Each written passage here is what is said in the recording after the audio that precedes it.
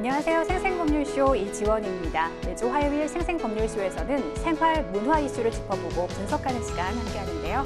권상희 문화평론가 나와 계십니다. 어서 오세요. 안녕하세요. 반갑습니다. 네, 5월은 휴일이 많아서 참 좋은 달인데요. 여행 가신다거나 특별한 계획 있으실까요? 여행 계획은 없고 친구들이랑 캠핑 계획은 있는데 어쨌거나 지금 사실 5월이 가정의 달이잖아요. 네. 다른 때보다는 가족들을 좀 더 자주 보려고 노력하는 것 같긴 합니다. 네, 당장이라도 어디론가 떠나고 싶은 계절입니다. 봄나들이 하시는 기분으로 생생법률쇼 함께해 주시기 바랍니다. 지금 이 방송은 유튜브를 통해서도 실시간으로 함께 방송되고 있습니다. 많은 시청 부탁드리고요. 유튜브를 통한 소통의 창구도 열어두겠습니다. 방송 중 궁금하신 질문들 올려주시면 답도 해드릴 테니까요. 많은 참여 바랍니다. 여러분은 지금 생생법률쇼와 함께하고 계십니다.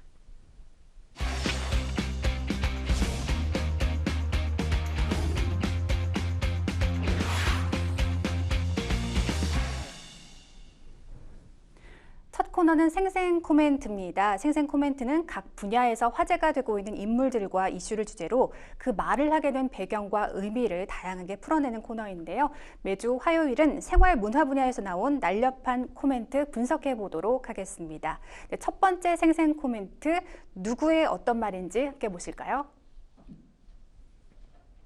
점프해봐, 아리가또. 뭔가 비웃는 느낌이 드는 발언들인데요. 미국 최대 패션 행사인 맷갈라에서 한국 보이그룹 스트레이키즈가 파파라치들에게 인종차별을 당했다는 논란이 일었다고 합니다. 자세한 상황 살펴주실까요? 스트레이키즈가 현지 시간으로 지난 6일이었습니다. 미국 뉴욕 메트로폴리탄 박물관에서 열린 맷갈라 2024 행사에 참석을 했는데요. 맷갈라 행사하면 사실 역사가 굉장히 오래된 그런 행사입니다. 네. 1948년에 처음 시작됐는데 5월 첫째 주 월요일에 개최되는 패션 자선 모금 행사예요. 맷갈라 매 특정 의상 테마를 정해줍니다. 그리고 전 세계 유명 인사들을 초대하는데요. 지난해 같은 경우는 배우 송혜교 씨 그리고 블랙핑크 멤버죠. 제니 씨가 이 맷갈라 행사 2023에 참석해서 또 눈길을 모으기도 했습니다. 이번에 이 한 글로벌 앰버서더로 지금 활동하고 있는 스트레이키즈 멤버 8명 전원이 이 맷갈라 행사에 참석하면서 눈길을 사로잡았습니다. 이번 행사 드레스 코드가 시간의 정원이거든요. 이 컨셉에 맞춰서 8명이 상당히 멋진 모습을 보여줬는데 문제가 된 건 이 멤버들 촬영한 일부 파파라치들의 발언이 담긴 영상이 공개되면서 논란이 확산된 겁니다. 인종차별 논란이 불거진 건데요. 영상을 보면 이 파파라치들이 스트레이키즈를 향해서 포토존에 서자마자 대체 몇 명이야? 이런 발언을 하면서 똑바로 서라, 뒤로 좀 가라 이렇게 지적하기도 합니다. 또 내 인생에서 이렇게 감정 없는 얼굴 처음 본다. 로버트 같다, 아리가또 이런 발언을 이어가기도 했습니다. 스트레이키즈가 이 코트를 벗자 쟤네 퍼포먼스 할 건가 봐, 점프해봐 이렇게 무례한 요구를 하기도 했는데요. 파파라치들의 이 같은 무례한 발언에 스트레이키즈 리더 방찬 손뼉을 쳐서 멤버들에게 가자는 신호를 보내고 퇴장했습니다. 이들의 마음이 얼마나 불편하고 화가 났을까요? 네, 영상을 본 국내 누리꾼들 상당한 불쾌감을 느꼈을 것 같은데요. 어떤 반응들이 보였나요? 일단 이 영상이 이 소셜미디어 X에 올라왔는데 관련 영상 수백 회 조회수를 기록했습니다. 영상을 본 국내 놀이꾼들, 파파라치들 상당히 공격적이다, 인종차별적인 발언, 무례한 저 행태, 사과해야 한다 이렇게 분노를 쏟아내는 발언들 이어지고 있습니다. 네, 아까 말씀 주신 대로 이 맷갈라가 드레스 코드가 아주 중요한 행사인데요. 이 가운데 이 그룹 스트레이키즈가 맷갈라를 빛낸 베스트 드레서로 꼽히면서 외신의 뜨거운 관심을 받고 있다고 하죠. 뭐 스트레이키즈 입장에서는 사실 이렇게 불쾌한 일을 겪었지만 그래도 글쎄요, 뭐 끝이 좋으면 다 좋아 이런 말도 있잖아요. 다행스러운 건 뭔가 마무리를 잘했다는 느낌이 듭니다. GQ, 롤링스톤 또 빌보드 같은 여러 해외 매체가 맷갈라 2024를 빛낸 베스트 드레서로 스트레이키즈를 선정한 건데요. 네. K-팝 그룹 멤버 전원이 참석한 것 이번이 최초의 일이라고 말씀드렸잖아요. 역시 또 이런 매체들도 이 부분에 대해서 치켜 세우면서 스트레이키즈를 집중 조명하기도 했습니다. 또 스트레이키즈 정규 3집 앨범명이 5스타였잖아요. 네. 그래서 이걸 또 차용해서 별점 5점 패션이다. 그러니까 만점짜리 패션이라는 의미로 칭찬을 하기도 했고요. 빌보드 역시 이들을 베스트 드레서로 꼽았습니다. 뭐 세계 음악 시장을 넘어서 이제는 맷갈라에서 확실하게 눈도장을 찍은 만큼 패션의 아이콘으로 거듭날지도 지켜볼 필요가 있어 보입니다. 네, 사실 그룹 스트레이키즈의 경우 국내 인기도 많지만 해외에서의 인기가 정말 어마어마하다고 하거든요. 어느 정도일까요? 사실 K-팝 그룹 하면 아주 급성장한 그룹들이 상당히 많잖아요. 네. 근데 스트레이키즈는 조금 예외적인 그룹입니다. 2018년에 데뷔를 했죠. 천천히 성장한 그룹에 해당이 되는데요. 글로벌 팬덤 확실합니다. 그렇기 때문에 글로벌 팬덤 덕에 월드 차트 1위를 차지하기도 했습니다. 특히 스트레이키즈의 무대를 보면 상당히 강렬해요. 그래서 이 강렬한 컨셉을 좋아하는 러시아라든지 북미, 남미, 또 유럽 이렇게 전 세계 팬덤의 탄탄한 지지를 받고 있습니다. 특히나 이 지금 스트레이키즈가 해외에서 얼마나 인기 있는지를 본다면 이런 제가 설명해드린 말씀도 중요하겠지만 이보다 이번에 맷갈라를 참조하시면 더 중요할 것 같아요. 왜냐하면 맷갈라에 아까도 제가 말씀드렸다시피 해외 유명 인사들이 초대받아서 갑니다. 네. 아무나 갈 수 없는 그런 행사예요. 이번에 참석자들의 면면을 보면 아리아나 그랜데 또 제니퍼 로페즈, 켄달 제너 하면 또 세계적인 패션의 아이콘이잖아요. 이렇게 해외 유명 인사들과 어깨를 나란히 했다 이런 표현 써도 될 것 같아요. 독보적 존재감을 과시하기도 했는데요. 또 한 가지 어떤 해외에서 지금 스트레이키즈에 대한 조명을 비추고 있다라는 걸 방증하는 자료가 있습니다. 지금 소셜 네트워크 X 공식 데이터 집계 계정 그리고 온라인 리서치 분석 플랫폼 한 브랜드가 지금 공개한 자료를 보면 이번 맷갈라에 참여한 여러 셀럽들이 있는데 이 셀럽 가운데서 온라인상에서 가장 많이 언급된 아티스트가 바로 스트레이키즈가 1위를 차지한 겁니다. 이번에 또 스트레이키즈 새로운 곡을 출시를 했죠. 전 세계 음악 팬들의 뜨거운 관심 속에 지난 10일이었습니다. 디지털 싱글인 Lose My Breath 정식 발매를 했는데 이 역시 뮤직비디오 상당히 뜨거운 호응을 얻고 있는 상황입니다. 네, 본인들이 직접 작사, 작곡을 하는 아티스트 그룹입니다. 이번 일을 계기로 좀 더 글로벌 팬덤이 확고한 지지세를 이어갈 수 있을 것으로 기대를 해보겠습니다. 이어서 두 번째 생생 코멘트 살펴보겠습니다. 재밌어서 나왔는데 상까지 즐기러 나왔는데 상을 받았다. 더할 나위 없이 기쁠 것 같은데요. 과연 어떤 인물일까요? 네, 나영석 PD입니다. 나영석 PD가 제60회 백상예술대상에서 TV 부문 남자 예능상을 받았는데요. 쟁쟁한 후보들 사이에서 수상의 영광을 안았다고요? 네, 그렇습니다. 지난 7일이었죠. 제60회 백상예술대상 시상식이 있었는데요. TV 부문 남자 예능상 후보들 화려합니다. 유재석 씨를 비롯해서 기안84, 탁재훈 씨 하면 뉴미디어 또 기존 미디어를 오가면서 아주 활발하게 활약하는 그런 예능인들이잖아요. 여기에 또 웹툰 작가 출신인 침착맨 하면 유튜버 중에 유튜버로 꼽히고 있는 그런 네, 분이죠. 맞아요. 가장 독보적인 활약을 펼치고 있는 유튜버라고 볼 수 있는데요. 이런 후보들 면면을 봐도 누가 받아도 이상하지 않을 상이 바로 TV 부문 남자 예능상이었습니다. 그런데 여기에 수상의 영예를 아는 사람 바로 스타 PD인 나영석 PD가 이 예능상을 받은 겁니다. 나영석 PD 수상 소감 이렇게 얘기를 했어요. 받을 일이 없는 분야의 수상 후보로 지목된 것만으로도 이상하긴 하지만 재밌어서 나왔는데 상까지 주셨다. 상당히 당황한 모습도 보이기도 했는데요.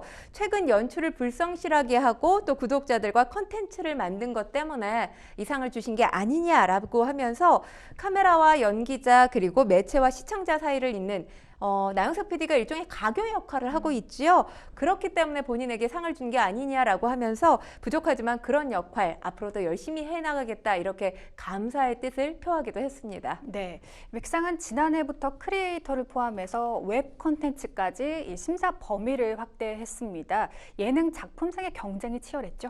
그러니까 지난해 59회 백상예술대상을 보면 예능 작품상이 피식쇼였어요. 유튜브 네. 콘텐츠에서 상당히 인기가 많은 그런 콘텐츠죠.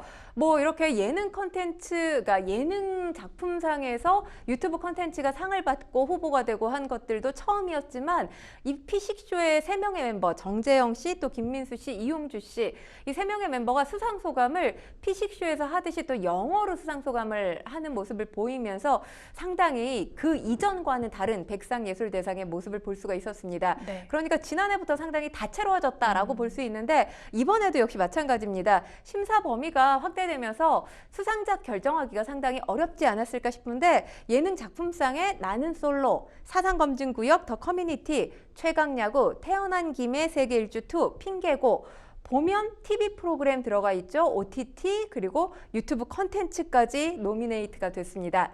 이 가운데에서 예능 작품상 수상작은 태어난 김에 세계 일주 2가 수상했습니다. 네. 나영석 PD 그동안 자신이 연출한 프로그램에서 아주 적지 않은 출연분을 차지해 왔는데요. 직접 뭐 라이브 방송도 진행하면서 정말 물 만난 물고기처럼 역량을 제대로 발휘하고 있던데요. 네, 그렇습니다. 사실 나영석 PD 하면 KBS에서 1박 2일을 연출할 당시부터 시청자들에게 굉장히 친숙했어요. 얼굴이 굉장히 TV에 자주 나왔었잖아요. 그리고 출연자들과의 특별한 케미를 선보이면서 또 스타 PD로서 입지를 굳혀나가기도 했는데 지금 이제 TV를 벗어나서 유튜브 컨텐츠 채널 15야라는 컨텐츠를 운영하고 있죠. 그러면서 PD가 아닌 크리에이터로서 또 변신한 모습을 보여주고 있는데 채널 15야 구독자가 어마어마합니다. 그러니까요. 637만 명이죠. 지금 사실 이 컨텐츠 저도 자주 들어가서 보는데 컨텐츠들 하나하나를 보면 거의 나영석 PD가 나오지 않은 컨텐츠를 찾기가 어려울 정도예요. 네. 뭐 프로그램 기획부터 연출 그리고 출연에 이르기까지 1인 컨텐츠 시대에 딱 맞는 뭐 끝판왕이다 이렇게 표현을 할 수 있을 것 같습니다. 채널 15야의 특징을 보면 게스트가 나오는 컨텐츠들이 꽤 있어요. 하지만 나영석 PD가 이 제작사 직원들과 함께 보여주는 케미를 다루고 있는 그런 모습들도 상당히 많습니다. 일상적인 상황들, 그러니까 어디선가 뭔가 툭 던진 말을 실행에 옮기는 컨텐츠들, 그러니까 한마디로 나영석 PD 걸어다니는 컨텐츠다 이렇게 말씀드릴 수 있을 텐데요. 구독자 수에서 보시면 아시겠지만 젊은 층이 사실 이런 컨텐츠들을 많이 보지 않습니까? 이렇게 MZ세대에게 인기 있는 이유, 뭐 나영석 PD가 유명한 셀럽이기도 하지만 일단 이 채널 15에서 보여주고 있는 모습, 소통하는 모습이 대부분이에요. 근데 자연스러워요. 그렇죠. 네. 자연스러운 소통 문법으로 다가가고 그리고 새로운 문화, 그러니까 나영석 PD 나이로 보면 X세대잖아요. X세대가 MZ세대의 문화를 열심히 체험하려고 하고 거기서 거부감을 드러내는 모습을 한 번도 보인 적이 없어요. 그러니까 새로운 트렌드에 민감하게 반응하고 배우려고 하는 모습에서 MZ세대들에게 각광을 받고 있는 게 아닌가 생각됩니다. 네, 나영석 PD의 백상 남자 예능상 수상 의미하는 바가 많아 보이긴 합니다. 평론가님께서 짚어주신다면요? 일단 아까도 잠시 언급을 했지만 나영석 PD 하면 우리가 알고 있는 이미지는 스타 PD로서의 네. 이미지잖아요. 그 정체성을 확실히 본인이 깼다라고 볼 수 있는 거죠. 그러니까 K 컨텐츠, 특히 예능의 지평을 확실히 넓혀준 K 컨텐츠 예능 부분에 있어서 새로운 바람이 되지 않나라는 생각을 해봅니다. 그러니까 그 자체만으로도 스타 PD인 나영석 PD의 행보가 파격적이다 이렇게 말씀을 드릴 수가 있습니다. 뭐 일각에서는 나영석 PD가 예능인이 아닌데 지금 예능인상을 받은 거잖아요. 네. 그러다 보니까 진짜 예능인들, 출연자들 입장에서는 뭔가 우리가 설 것이 줄어드는 거 아니냐 좀 이렇게 서운할 만도 해요. 그렇죠. 서운하기도 하고 우리가 설 것이 스타 PD가 이제 출연자까지 돼버리면 우리의 자리는 어디 있느냐 이런 우려 섞인 목소리가 나오는 것도 사실인데 네. 사실 지금 보면 뭐 예능인들 같은 경우는 어떤 컨텐츠 TV 프로그램은 마찬가지입니다. 출연할 때 본인들의 아이디어를 적극적으로 게재하는 경우가 많잖아요. 네.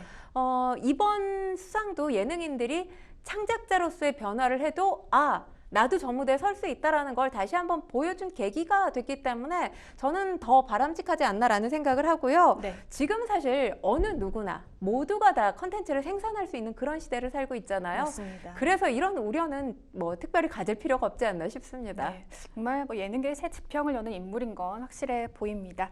세 번째 생생 코멘트 살펴보겠습니다. 스타워즈 촬영 아직도 안 믿겨. 누가 이야기했는지 감이 딱 오는데요. 네, 배우 이정재가 스타워즈 시리즈 에콜라이트의 주연을 맡았습니다. 한국 배우 최초로 스타워즈 세계관에 입성한 건데 스스로도 믿기지 않는 것 같습니다. 사실 이정재 씨가 에컬라이트 캐스팅이 됐다라는 소식을 들었을 때 조연급 배역이지 않을까 이렇게 생각하신 분들 많을 거예요. 네. 사실 다른 작품도 아니고 스타워즈 시리즈잖아요. 그러니까. 그러다 보니까 주연이라고는 생각을 못했을 텐데 주연이 맞습니다.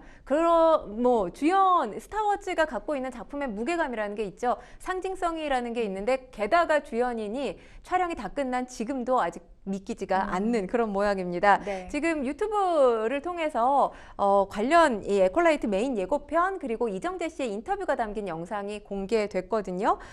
이 지금 스타워즈 시리즈에서 이정재 씨가 맡은 배역은 이 제다이 마스터 소울 역할을 맡아서 열연을 펼쳤습니다. 이정재 씨가 밝힌 바로는 사실 어렸을 때 극장에 가서 스타워즈를 봤다고 해요. 그 충격이 아직도 기억이 난다라고 하면서 벅찬 감정을 드러냈는데 9개월 동안이나 한국, 미국을 오가면서 촬영에 임했다고 합니다. 이 제다이 마스터 소울 캐릭터가 뛰어난 무술 실력과 지혜로 또 제자들 그리고 동료들에게 존경을 받는 그런 캐릭터라고 합니다. 이 시리즈 1999년 우리나라에서 개봉된 스타워즈 에피소드 1 보이지 않는 위험, 이 스토리의 100년 전 단계로 돌아간 그런 이야기를 다룹니다. 배우 이정재 씨가 출연한 이번 스타워즈 시리즈 에콜라이트 모두 8부로 돼 있고요. 일단 6월 5일 1, 2부 한꺼번에 공개가 됩니다. 한 OTT를 통해서요. 네.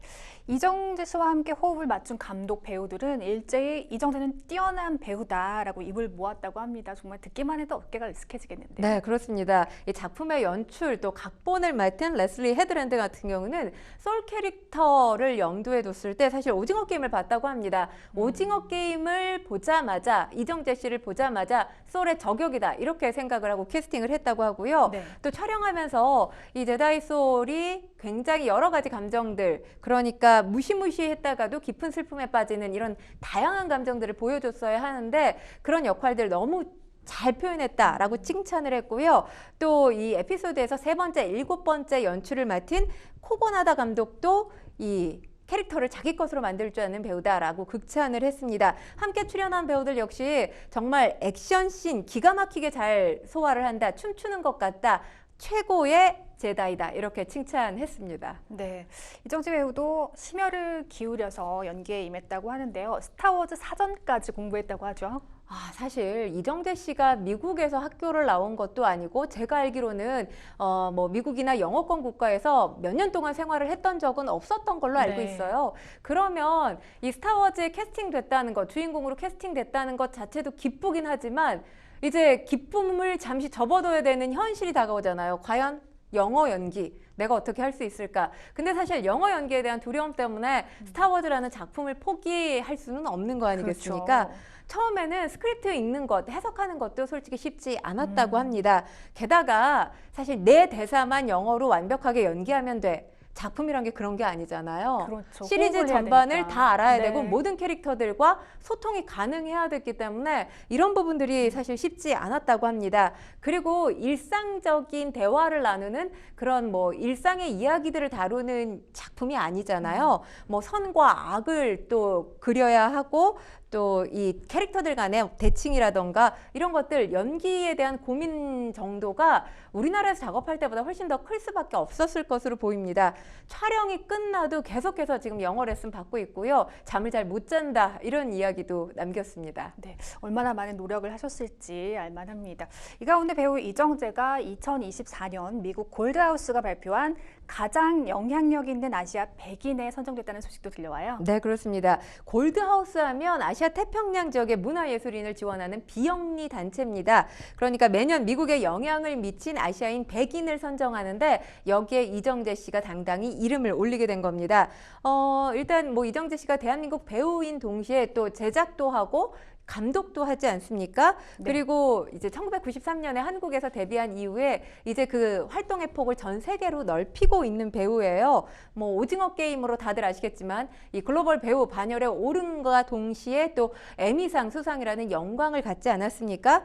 또 본인이 처음 연출한 헌트가 2022년 칸 영화제에 소개되면서 감독으로서의 첫 작품에도 불구하고 감독으로서의 어떤 영역도 상당히 확실하게 구축한 그런 배우 출신 감독이라고 볼 수 있는 거죠. 이런 부분들이 가만히 돼서 이 아시아에서 영향력 있는 그러니까 가장 영향력 있는 아시아 100인에 선정된 것으로 보입니다. 네, 스타워즈 시리즈 에콜라이트 또 오징어 게임 두 번째 이야기까지 배우 이정재의 놀라운 활약 계속해서 기대해 보겠습니다.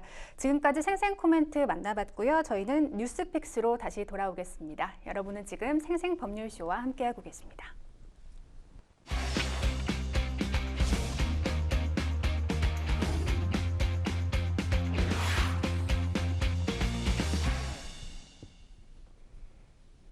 분야별 가장 핫한 소식을 집중 분석해보는 시간 뉴스픽스 시작하겠습니다. 매주 화요일 생활 문화 분야 주요 이슈들을 짚어보고 있는데요. 오늘 만나볼 첫 번째 주제는요. 대세 오브 대세. 임영웅입니다. 네, 가수 임영웅이 컴백하며 대세임을 입증하고 있는데요. 감성 보컬로의 회귀를 알리는 곡들이 담겨 있다고요? 네, 그렇습니다. 지난해 가을에 임영웅 씨가 이전의 임영웅 씨를 상상할 수 없을 만큼 확실히 변신한 모델을 보여줬죠. 네. 바로 이 두오다이, 그러니까 두오다이 하면 일렉트로닉 댄스곡인데 칼군무까지 선보이면서 감성 보컬 임영웅 씨의 모습을 찾기가 어려웠었는데 7개월 만에 전공법으로 돌아온 겁니다. 지난 6일 더블 싱글 온기를 발표하면서 컴백했는데 이번 싱글에는 홈 그리고 온기 이렇게 두 곡이 담겼습니다. 특히 지금 주목을 끌고 있는 곡이 온기예요. 네. 어른의 무게를 위로하는 곡이라고 말씀드릴 수가 있는데 뭐 임영웅 씨 하면 감성 장인, 감성 보컬로 유명한 보컬리스트잖아요. 이 감미로운 목소리가 이 곡 들으면 시종일관 깃전을 계속 맴돌게 되는 그런 곡인데요. 일단 가사가 참 마음에 듭니다. 제가 조금 읊어드리면 아무도 모를 거야, 말한 적 없을 테니, 아이처럼 울고 싶은 순간들, 어른이란 말은 참 그댈 힘들게 하죠. 더 외롭게 만들어. 사실 어른이라는 단어가 가지고 있는 인생의 무게라는 게 있잖아요. 그 인생의 무게에 대한 위로를 건네는 따뜻함을 건네는 그런 가사 또 그런 멜로디의 곡입니다. 그러다 보니까 지금 어른의 무게에 눌려 있는 어린이들, 그러니까 어른이들 있죠. 어린이 마음을 갖고 싶은 어른들이 분명히 그쵸. 있어요. 네. 이런 분들의 마음을 자극하는 곡이 되지 않을까라는 생각도 드는데요. 중요한 건 노래도 참 좋지만 뮤직비디오 반응이 상당히 뜨겁습니다. 조회수 어제 제가 보니까 267만을 넘었더라고요.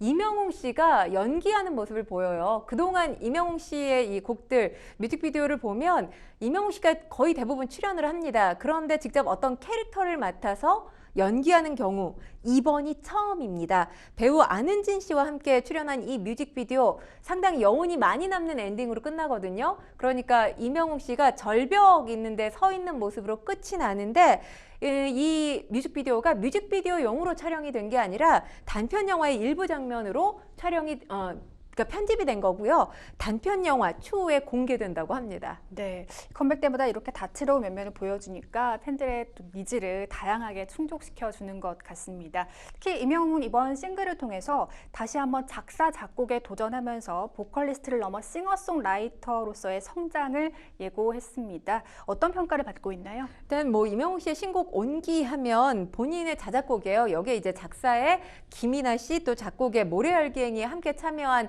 작곡가죠. 김수영 씨, 황선호 씨가 힘을 보탰는데요. 다른 곡 홈에도 작사에 참여를 했고요. 그리고 아까 말씀드렸던 두오다이 일렉트로닉 댄스곡 거기도 이 작사 임영웅 씨가 직접 했습니다. 그리고 모래알갱이 런던보이 작사 작곡 본인이 다 했어요. 그러니까 이번 앨범에 처음으로 작사 작곡을 시도한 것은 아닙니다. 사실 임영웅 씨 하면 보컬리스트로서 뭐 대한민국 원탑이라고 볼 수 있죠. 그 자체만으로도 이 음악이 가지고 있는 힘, 목소리가 가지고 있는 힘이 대단한 보컬리스트이기 때문에 사실 대중들에게 감동을 주죠. 그런데 본인이 작사, 작곡, 창작까지 한다는 건 뮤지션으로 한 번 더 도약하겠다, 더 높은 경지에 오르겠다라는 뭐 욕심을 실현시키기 위해서 노력하고 있다라는 생각이 듭니다. 일단 만약에 본인이 작사, 작곡한 곡이 또 대중에게 상당히 사랑을 받게 되면 그 자체만으로 목소리도 완벽하지 또 작사, 작곡까지 할 수 있지 신화적인 존재가 되지 않겠느냐라는 게 대중음악계 분석이기도 합니다. 네, 임영웅 씨의 곡 항상 음원 차트를 보면 한 번에 헤아릴 수 없을 만큼 정말 가득 차 있거든요. 이번 싱글 음원 차트도 상위권을 점령하고 있습니다. 변함없는 저력을 과시하고 있죠. 뭐 역시 임영웅이다 이런 말이 가장 잘 어울리지 않을까 싶습니다. 네. 더블 싱글 공개와 함께 음원 차트 점령을 하고 있는데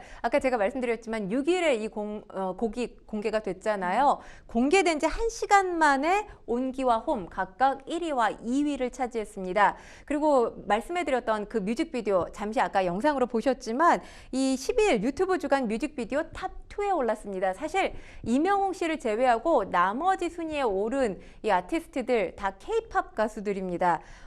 이 외에도 사실 신곡 말고도 가수 이명웅 씨의 뮤직비디오, 이 아버지라는 곡의 뮤직비디오가 지금 2천만 뷰를 넘어섰어요. 네. 이 곡이 언제 발표됐냐면 2022년 제가 봄으로 기억을 하는데 뮤직비디오는 8월에 공개가 됐습니다. 그리고 일렉트로닉 댄스곡인 Do or Die 역시 지금 1,300만 뷰를 기록했습니다.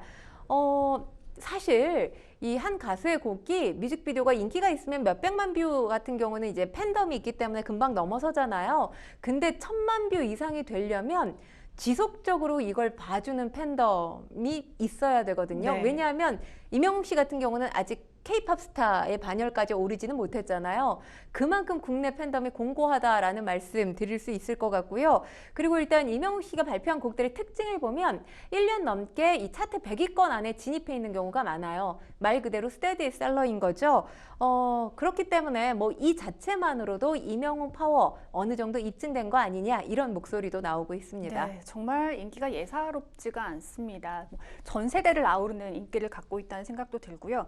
근데 단순한 인기를 넘어 경제 효과까지 좀 일으키고 있다는데 일명 히어로 노믹스 현상이라고 불린다고요? 히어로 노믹스 하니까 떠오르는 팝 가수가 있죠. 테일러 스위프트. 바로 이 테일러 노믹스라는 신조어를 만들어내지 않았습니까? 이 테일러 스위프트가 니에라스 투어를 통해서 발생시킨 경제 효과가 어마어마했기 때문에 이런 신조어가 만들어졌는데 이 대형 공연이 생기면서 또 2023년에 60여 차례 이런 대형 공연을 했는데 이때 거둬들인 수익이 우리 돈으로 1조 3천억 원을 벌어들였다고 해요. 어마어마하네요. 네, 그러니까 스위프트가 거둬들인 수익도 대단하지만 이 공연이 펼쳐지는 도시 근처, 그러니까 지역 경제가 활성화가 됐다고 합니다. 네. 호텔뿐만 아니라 또 공연 보러 가면 맛집 찾아가야 될 거 아닙니까? 해외도 마찬가지일 텐데 네. 이런 호텔과 식당들의 매출까지 끌어올리면서 경제적인 효과까지 입증이 됐다 해서 이제 테일러 스위프트를 통해서 테일러 노믹스라는 신조어가 생겼는데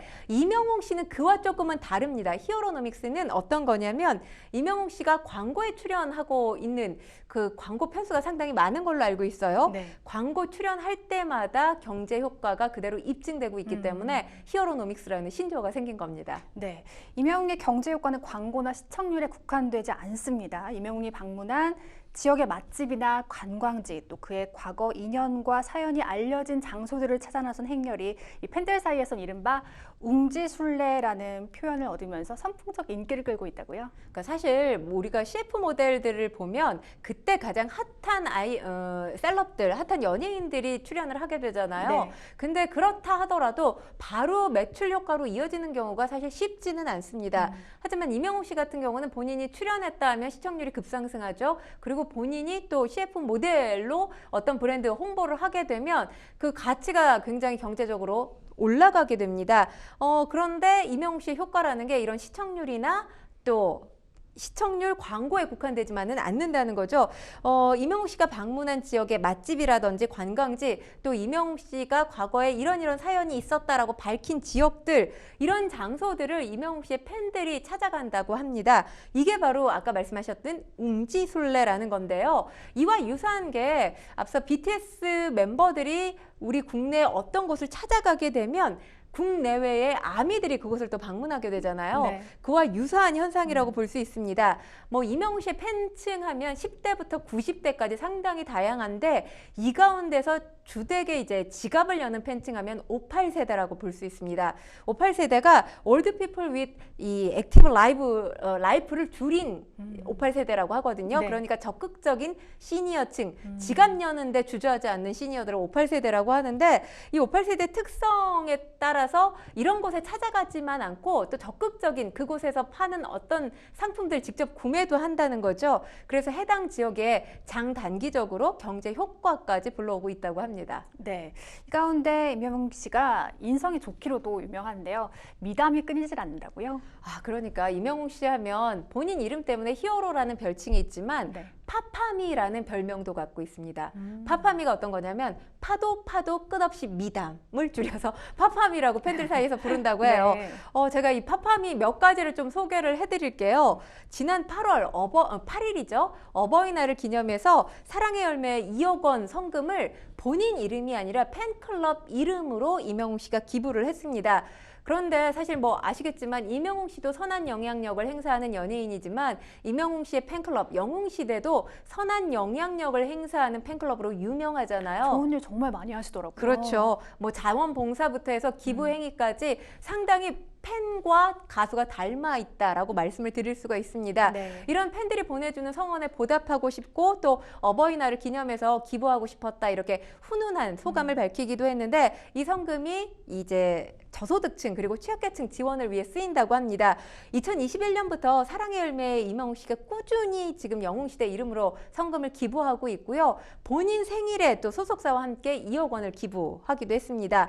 어제였죠. 참외 미담이 또 보도되기도 했습니다. 네. 아 정말 훈훈한데요. 요즘 과일값 굉장히 비싸잖아요. 참외 특히 비쌉니다. 이 참외 미담이 어떤 거냐면 이명웅 씨가 우리 집에 참외를 갖다 줬다. 이런 글이 인터넷 온라인 커뮤니티에 올라온 겁니다. 물론 이명웅 씨가 직접 가져다 주진 않은 건데 이명웅 씨가 이번 달 25일과 26일 상암 월드컵 경기장에서 대형 공연을 갖게 되잖아요.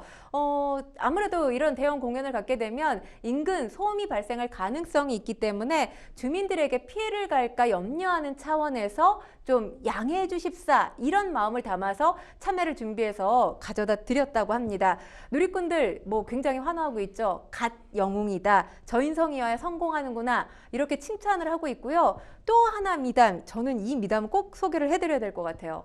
3년 전에 있었던 일이 지금 알려진 건데 이명웅 씨가 2021년에 이 KBS 특집 프로그램 이명웅 씨 콘서트가 방송이 됐던 적이 있어요. 그런데 이명웅 씨가 그때 본인 출연료를 가져가지 않았다고 합니다. 네. 이 무대 스태프들이 워낙 수고하는 일들을 하잖아요. 그래서 본인이 가져갈 수 없다. 그 금액이 이 스텝에 따르면 상당히 적지 않은 금액이었을 텐데 이걸 왜 포기했는지라는 생각을 했다고 합니다. 어려운 일을 하시는 분들한테 드리는 게 맞다라는 취지의 발언을 했던 것으로 알려져요. 뭐 이 지금 미담까지 전해지면서 이명웅 씨 관련 이 칭찬이 끊이지 않고 있는 상황입니다. 네, 가수 임영웅의 인기 이제부터 시작이지 않을까 싶은데요. 평론가님 보시기에는 어떠세요? 사실 통상 오디션을 통해서 스타가 되는 경우 그러니까 오디션식에 상당히 뭐 우리가 흔히 말해서 신드롬이라고 하잖아요. 신드롬이 있고 나면 그 다음에 뭔가 거품이 빠지듯이 인기가 빠져나가는 게 보통 네. 그래요. 그런데 이명웅 씨만큼은 예외가 아닌가라는 생각이 듭니다. 사실 오디션에 임했던 당시에도 이명웅 씨 인기가 상당했지만 이후에 시간이 가면서 이 팬덤이 더욱더 공고해지고 확장되고 있다라는 생각이 듭니다. 일단 팬층 역시 아까도 말씀드렸지만 스펙트럼이 무한대예요. 10대부터 90대지만 음악적인 스펙트럼 역시 본인을 사실 트로트 가수로 시작했지만 트로트에 한정시킬 수 없는, 국한시킬 수 없는 다양한 음악적인 재능을 가지고 있기 때문에 뭐 앞으로 다양한 모습 보이기에는 저는 최적의 가수가 아닌가라는 생각을 하고요. 지금 아까 작사, 작곡 말씀을 드렸지만 또 단편 영화가 공개가 되면 이명웅 씨의 연기적인 평가도 아마 뒤따르게 될 겁니다. 만약에 연기적인 평가, 호평을 받게 된다면 그야말로 만능 엔터테이너로서 본인의 영역을 더욱더 확장시키면서 팬들의 이 사랑을 듬뿍 받지 않게 될까라는 생각을 하고요. 여기에는 무엇보다도 이명웅 씨가 가지고 있는 실력적인 힘도 있지만 인성의 힘이 그 밑바탕이 되지 않나 싶습니다. 네. 뉴스픽스의 두 번째 주제는요. 해임이냐 방어냐 하이브 대 민희진 운명은입니다. 하이브와 어두워 양측의 여론전이 계속해서 뜨겁게 이어지고 있는데요. 우선 감사 방식과 관련된 문제부터 짚어볼까요? 지난 10일이었죠. 어두워 민희진 대표 해임을 위한 임시 주총을 결정하는 이사회가 소집이 됐습니다. 그리고 그 이후에 나온 보도들 역시 이 대립 갈등 심한 상황인데 이번엔 감사 방식 횡령 문제, 횡령 의혹을 두고 지금 하이브와 어도어 측 연이어서 반박문을 통해서 지금 언론에 공개가 되고 있는 그런 상황인데요. 어도어 측 이사회 개최 직전에 이 어도어의 한 A 팀장이 하이브 감사팀으로부터 감사를 받았다고 합니다. 근데 이게 불법적인 감사였다라는 게 지금 어도어 측의 주장입니다. 해당 팀장이 일과 시간이 끝난 후부터 자정이 넘는 시간까지 꽤 긴 시간 그러니까 감사를 받았다라는 취지겠죠. 그리고 이 A 팀장의 집까지 찾아가서 개인 휴대전화까지 요구했다라고 하면서 협조하지 않으면 경찰서에 가야 한다 이런 식의 발언. 그러니까 어도어 측에서는 매우 심각한 수준의 협박성 발언이다라는 취지로 지금 입장문을 냈어요. 비상식적인 행위를 하이브 측에서 보여주고 있다라는 취지의 주장을 하고 있습니다. 여기에 대해서 하이브는 모든 절차 강압적이지 않은 분위기에서 합법적으로 적법하게 진행이 됐다라는 입장입니다. 어도어의 A팀장이 저녁 때 출근을 했는데 이 과정에서 감사팀 연락을 받고 저녁 7시부터 감사에 응하겠다 이렇게 답해서 감사가 시작됐다는 겁니다. 그러니까 일방적으로 감사가 강압적인 분위기에서 시작됐다는 게 아니라는 취지입니다. 그리고 집에 두고 온 노트북 제출하겠다. 그렇게 A팀장이 밝혔다고 해요. 그래서 본인 당사의 여직원이 함께 동행을 해서 집에 동행을 해서 들어갔다고 합니다. 휴대전화에 저장된 자료를 제출할 걸 요청을 했는데 해당 팀장이 응하지 않았기 때문에 더 이상 제출 요청하지 않았다는 게 지금 하이브 측의 입장입니다. 또 다른 쟁점은요, 어도어 내부 직원의 횡령 여부입니다. 서로 간 반박의 반박이 계속해서 이어지고 있는데요. 네, 그렇습니다. 이 감사 과정에서 해당 팀장 민 대표의 승인 아래 외주업체로부터 수년간 수억 원대 금품을 수취했음을 인정했다라는 게 지금 하이브 측이 내놓은 입장입니다. 여기에 이 어도어는 어도어로부터 인센티브를 수령하는 대신, 그러니까 어도어에서 인센티브를 받지 않았다고 해요. 이 A 팀장이. 대신에 광고주가 지급한 금액을 받은 걸 지금 하이브가 횡령이라고 한다라고 하면서 이런 계약 관계는 통상적으로 업계에서 있는 관례라는 게 지금 어도어 측의 입장입니다. 그리고 이런 내용은 하이브 측에도 이 공유가 됐다라는 해명문을 내놨는데 다른 반박문을 통해서는 지금 하이브가 문제를 제기한 부분, 그러니까 지금 A팀장이 받은 금액과 관련된 부분인 것 같아요. 이게 회사 매출로 기록이 안 됐다는 것에 대해서 지금 하이브가 문제를 삼고 있는데 광고주가 외주 스타일리스트를 쓰는 경우가 많다고 합니다.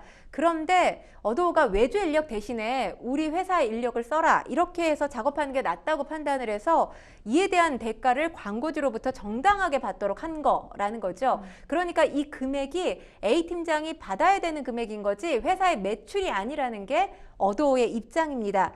하이브 역시 여기에 대해서 또다시 반박을 했습니다. 회사의 정직원이 광고주로부터 직접적으로 수억 원대 이익을 취하는 관례라는 건 없다는 거죠. 회사 매출로 인식돼야 될 금액이 사적으로 건네지고 이걸 대표이사, 민희진 대표이사가 알면서 용인해온 건 명백한 불법이라는 게 지금 하이브의 입장입니다. 그리고 민 대표 지금 하이브 측에서 또 한 가지 지금 주장하고 있는 게 민 대표와 어도어 경영진 대화 내용을 공개하면서 민 대표도 해당 팀장이 사적으로 이 대가를 받은 것에 대해서 문제를 인식하고 있었다라는 게 지금 하이브의 입장입니다. 이 해당 팀장이 분명히 인센티브를 받았어야 하는데 인센티브가 0원으로 책정된 걸 의아하게 생각한 하이브의 HR팀이 어도어에 문의하면서 인지가 됐고요. 당시 어도어 측에서 어떤 반응을 보였냐면 이게 관행이고 개선하려고 한다. 이렇게 설명은 했다고 해요. 그런데 관련 소명 자료는 제출하지 않았다는 게 지금 하이브가 내놓은 주장이기도 합니다. 네. 하이브는 어도어 민희진 대표를 해임한다는 방침인데요. 민 대표는 하이브의 의결권 행사를 막아달라며 법원에 가처분 신청을 낸 상태인데 오늘 17일 법원에서 PT 격돌이 이어질 예정이라고 하죠. 네, 그렇습니다. 하이브는 80% 압도적인 지분, 어도어 지분을 가지고 있잖아요. 이 지분을 바탕으로 해서 주총에서 의결권을 행사해서 민희진 대표를 비롯해서 경영진을 교체한다는 그런 방침입니다. 하이브는 이미 이제 새로 선임할 어도어 경영진을 확정한 것은 물론이고 뉴진스의 활동에 대해서도 지금 어느 정도 계획을 세운 것으로 알려지고 있습니다. 이번 가처분 신청 어도어 지분 80%를 보유한 하이브가 이제 민 대표의 해임안에 의결권 행사하지 못하게 해달라라는 내용을 담고 있습니다. 17일 법원에서 이제 신문 과정이 진행되는데 양측 모두 PT를 통해서 재판부를 설득할 것으로 보입니다. 가처분 결과에 따라서 주총의 결과도 바뀔 수밖에 없는 상황이죠. 그러다 보니까 이 신문에 양측 모두 총력을 사활을 기울이고 있다, 사활을 걸고 있다 이렇게 표현을 하는 게 맞을 것 같습니다. 일단 민 대표 측을 보면 지금 하이브가 주주간 계약에서 약속한 5년 임기 보장해야 한다라는 입장이고요. 그리고 경영권 탈취를 시도해서 업무상 배임을 저질렀던 하이브의 주장을 탄핵하기 위해서 주력을 기울일 것으로 보입니다. 반면에 민 대표 관련한 감사를 하이브에서 대부분 마무리한 것으로 보입니다. 그래서 감사 결과는 물론이고 관련 자료도 공개한다는 게 지금 하이브의 방침입니다. 수년 동안에 걸쳐서 경영권 탈취를 계획했다는 점, 이걸 이제 입증하는 게 하이브가 이번 신문에서 해야 될 가장 중요한 포인트가 아닌가라는 생각이 드는데, 일단 17일이면 하이브와 민희진 대표 간의 갈등, 최대 분수령을 맞이할 것으로 보이고요. 법원이 어느 쪽에 손을 들어줄지 관심이 집중되는 상황입니다. 네, 오는 31일 임시주총 개최가 결정이 됐습니다. 이 임시주총의 안건은 하이브가 요청한 민 대표의 해임안인데요. 이날 임시주총 결과로 하이브와 민 대표의 분쟁 일막은 막을 내릴 것으로 보입니다. 과연 어떤 결과가 나올까요? 사실 1막이 막을 내린다는 건 새로운 2막, 분쟁의 새로운 2막이 시작된다, 이렇게 해석할 수 있을 것 같습니다. 네. 신문 결과에 따라서 향후 전개 또한 전혀 다르게 갈릴 것으로 보이는데요.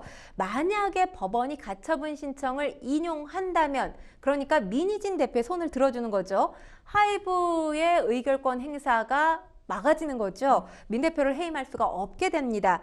반면에 가처분 신청이 기각이 되면 31일 주총에서 하이브, 민 대표를 비롯해서 어도어의 경영진 교체에 성공할 수 있을 것으로 보입니다. 민 대표가 만약에 해임이 된다 하면 이 어도어 측이 그 정당성을 다툴 가능성 배제할 수 없고요. 하이브가 민 대표 측에 손해배상 청구도 할 가능성, 이 역시 배제할 수가 없습니다. 그러니까 임시주총 결과에 따라서 아까 제가 말씀드린 새로운 분쟁 2막이 펼쳐질 가능성이 있습니다. 사실 문제는 지금 이 관련해서 가처분 신청이 인용되느냐 기각되느냐도 귀추가 주목되는 상황이지만, 이런 상황들이 지금 뉴진스 컴백 시기와 맞물려 있다라는 거예요. 네. 뉴진스 컴백이 24일로 예정돼 있잖아요. 근데 신문이 17일이고, 그리고 이 신문에 따라서 가처분이 인용되느냐 또 기각되느냐 결과가 아마 이 활동 중에 나올 것으로 보입니다. 그리고 6월이 되면 뉴진스가 이제 일본에서 활동을 시작하게 됩니다. 그러니까 가장 뉴진스에 대한 음악적인 이슈, 폭발적으로 치고 나가야 될 시기에 음악적인 이슈보다는 지금 민희진 대표와 하이브 간의 갈등 이슈가 더욱더 부각될 가능성이 커 보이거든요. 네. 왜냐하면 지금 어제 보도된 내용, 이게 조금 관심을 끌고 있는데, 뉴진스 부모들이 방시혁 의장이 뉴진스 멤버들 인사도 받지 않는다, 이런 불만이 담긴 이 편지를 전달했다는 주장이 한 언론사를 통해서 보도가 됐습니다. 어도 민희진 대표가 이런 불만을 담은 부모들의 이 건의 내용 하이브에다 전달을 했다라는 건데요. 이 내용을 보면 방 의장님은 왜 멤버들을 모른 척하시고 인사를 외면하는 것인지 의아하다, 이런 뉴진스 멤버들, 부모들의 의견이 담겨져 있습니다. 그리고 부모들은 다른 이 레이블, 그러니까 아일릿을 지적한 것으로 보이는데요. 이 다른 레이블을 통해서 데뷔한 걸그룹, 지금 컨셉 또 안무, 스타일링, 이 유사함에도 불만을 제기한 것으로 알려지고 있습니다. 하이브 측은 해당 편지가 이 뉴진스 부모들이 작성한 게 아니라 민 대표 측이 작성했다고 지금 반박하고 있는 상황인데, 이 일을 계기로 자칫하면 지금 대결 구도가 하이브 대 민희진 대표잖아요. 네. 이게 좀 더 확산이 돼서 민희진 대표 플러스 뉴진스 대 하이브의 대결 구도가 될 가능성 또한 완전히 배제하기는 힘듭니다. 그러다 보면 만약에 이런 대결 구도가 형성이 된다면 뉴진스의 데뷔 무대, 그러니까 컴백 무대죠. 컴백 무대는 무대 자체에 대한 평가를 받기가 상당히 어려워질 가능성도 있어 보입니다. 네. 하이브의 박재원 대표가 일본 도쿄돔 이후에 멤버들에게 긴 휴가를 주겠다, 이런 말을 하면서 팬들이 뉴진스가 이제 활동을 좀 중단하는 게 아니냐 하는 이런 걱정도 좀 커지고 있거든요. 근데 이런 걸 보면 급속도로 발전해온 K-팝의 어두운 단면이 그대로 드러났다는 이야기도 나오고 있습니다. 어떻게 봐야 할까요? 일단 급성장했다는 게 그만큼 빛이 강하다는 거 아닙니까? 근데 우리가 흔히 그런 얘기하죠. 빛이 강한 만큼 그림자도 짙다, 어둠도 짙다. 네. 그런데 지금 강한 빛 때문에 이 어두운 그림자를 그동안은 간과했다가 민희진 대표와 하이브 간의 갈등이 수면 위로 증폭되고 폭발하면서 이 그림자에 대해서 관심을 갖고 있는데, 지금 사실 문제 제기된 게 하나 두 가지가 아니에요. 포토카드를 이용해서 또 앨범 판매를 늘리고 있다. 팬덤, 그러니까 상술에 이용하고 있다. 이런 지적도 나오고 있고, 환경적인 문제도 불거지고 있다. 이런 지적들도 나오고 있는데, 가장 중요한 건 지금 우리 K-팝 산업 자체가 산업이라고 얘기를 하잖아요. 네. 숫자에 매몰되어 있는 게 아닌가라는 생각이 듭니다. 숫자에만 매몰되면 K-팝이 결코 산업이 아닌 예술로 승화될 가능성은 없다는 것 말씀을 드리겠습니다. 네, 이 가운데 하이브 소속 레이블이죠. 플레디스 소속인 K-팝 대표 그룹 세븐틴이 최근 예상치 못한 논란에 휩싸였습니다. 당초 이번에 나온 베스트 앨범의 디럭스 버전 가격이 지나치게 고가로 책정됐다고 하는데 무려 17만 원이 넘는 금액이라고요? 네, 그렇습니다. 사실 17만 원, 앨범 가격이 17만 원? 여기에 그럴 수 있지라고 수긍하는 분들은 아마 안 계실 거예요. 저도 이 관련 보도를 보고 깜짝 놀랐는데요. 네. 7일부터 이 세븐틴 앨범을 판매하기 시작했습니다. 이 앨범 구성이 어떻게 돼 있냐면 기존에 발매된 음반에 더해서 포토북, 또 포토카드, 키링 이런 것들이 포함되어 있어요. 그래서 17만 원에 판매를 한다 이렇게 올라왔는데 이 가격을 보고 세븐틴을 좋아하는 팬들조차 비판을 하기 시작한 겁니다. 논란이 커지면서 세븐틴의 소속사 이 판매 시간 6시간 만에 가격을 한참 다운시켰습니다. 10만 원 이상으로 다운시켰는데 6만 9천 원대로 가격을 정했습니다. 그러니까 뭐 해명을 보면 운영상 오류로 최초 기획했던 가격으로 잘못 안내가 됐다 이렇게 해명을 했는데 해명을 했음에도 불구하고 팬들은 화가 나 있어요. 왜냐하면 지금 최초 기획했던 가격 자체가 17만 원이라는 거 아닙니까? 그러니까 애초에 기획했던 가격 자체가 비상식적인 가격에서 출발했다는 것 자체가 지금 팬들을 화나게 하고 있습니다. 세븐틴의 한 팬이 인터뷰를 통해서 이렇게 얘기하는데 참 공감이 되더라고요. 너무 비상식적인 가격인데 그 비상식을 팬덤 산업에서 상식으로 받아들이고 있는 것 같아서 속상하다라는 취지의 발언을 했습니다. 네. 사실 팬들이 있기 때문에 K-팝 그룹도 K-팝 산업도 성장하는 거죠. 하지만 이 팬덤은 봉이 아닙니다. 네, 사실 K-팝 팬덤의 경우 보통 앨범이 나오면 한 장만 구입하진 않거든요. 그렇죠. 그래서 더 반발심이 컸던 것 같습니다. 음반 판매량 증가 분명 업계로서는 환영할 만한 일이지만 이렇게 한편에선 잡음도 커지고 있는 상황입니다. 어떤 일들이 벌어지고 있을까요? 일단 지금 사실 과거 같으면 뭐 이제 아이돌의 어떤 팬사인회 그냥 갔어요. 팬클럽 회원들이면 누구나 갈 수 있었던 그런 시절이 분명 있었습니다. 그런데 지금은 팬클럽 회원이라고 해서 누구나 갈 수 있는 건 아닙니다. 네. 왜냐하면 실제로 최정상급 아이돌의 팬사인회 티켓을 구입하기 위해서는 500만 원에서 무려 1,000만 원 수준의 음반을 구매해야 되는 것으로 지금 알려지고 있습니다. 근데 사실 지금 K-팝 팬덤, 물론 이 팬덤의 연령대도 상당히 확장성을 가지면서 넓어지고는 있지만 이 음반을 이렇게 많이 사들이고 있는 연령대를 보면 10대에서 20대예요. 과연 이 어린 친구들이 지금 500만 원에서 1,000만 원어치의 앨범을 살 수 있을 만큼 경제적인 능력이 있느냐. 그러니까 아르바이트를 이 팬사인회 가기 위해서 앨범 사기 위해서 하는 친구들이 상당히 많다고 합니다. 네. 이 같은 판매 전략에 따라서 구매된 음반 그러면 지금 500만 원에서 1,000만 원짜리 각기 다른 앨범이 아니라 똑같은 앨범인 거잖아요. 그렇죠. 이 음악을 사실 요즘 CD로 듣는 사람 아무도 없습니다. 네. 여러 컨텐츠들을 통해서 들을 수가 있어요. 그런 상황에서 이 음반 어떻게 되겠습니까?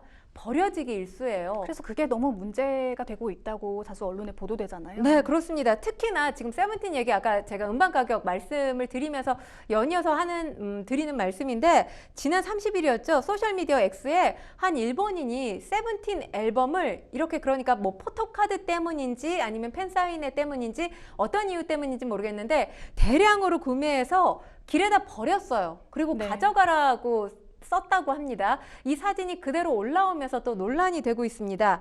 뭐 아까도 말씀드렸지만 환경오염에 대한 쓴소리 있을 수밖에 없죠. 무분별하게 플라스틱이 사용되는데 친환경 지금 소재 쓴다. 그래도 쓰레기는 쓰레기 아닙니까? 지금 아까도 제가 말씀을 드렸지만 K-팝 산업이 숫자에 매몰되면 단기적 플랜으로 단기적 시각으로 접근하는 방법밖에 되지 않습니다. 장기적 플랜으로 K-팝 산업이 계속 유지되기 위해서는 지금 과연 이렇게 K-팝을 사랑하는 팬들을 봉으로 삼아서 주머니를 두둑하게 만드는 일 계속 해야 될 것인지에 대해서 엔터업계들이 좀 고민을 해야 되지 않을까 싶습니다. 정말 확실한 대책 마련이 필요해 보여요. 네, 그렇습니다. 근데 사실 지금 엔터업계들이 이로 인해서 영업이익이 상당히 늘었거든요. 그렇기 때문에 이 영업이익을 포기하고 실질적인 대책을 마련할지도 의구심이 듭니다. 알겠습니다. 생생법률쇼 오늘도 마칠 시간입니다. 오늘 함께해 주신 권상희 평론가님 고맙습니다. 고맙습니다. 네, 방송이 끝나더라도 상담 접수는 계속되니까요. 변호사들에게 무료 법률 상담 받고 싶은 분들은요. 평일 오전 9시부터 오후 6시까지 02-557-8295번으로 상담 문의 주시거나 법률방송 홈페이지 법률상담 게시판 또는 아래 하단으로 나가고 있는 이메일로 접수해 주시기 바랍니다. 생생법률쇼 오늘 이만 인사드리겠습니다. 시청해주신 여러분 고맙습니다.